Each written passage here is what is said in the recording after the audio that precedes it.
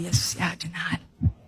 ከዘላለም ሞት ያድናል። ከዘላለም ክስረት ያድናል፣ ያስመልጣል። አንዱ ብቸኛው መንገድ ሆኖ አለ።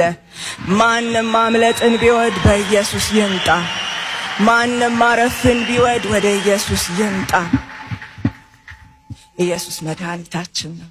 ለተቸገርንበት ነገር መድኃኒት ሆኖልናል።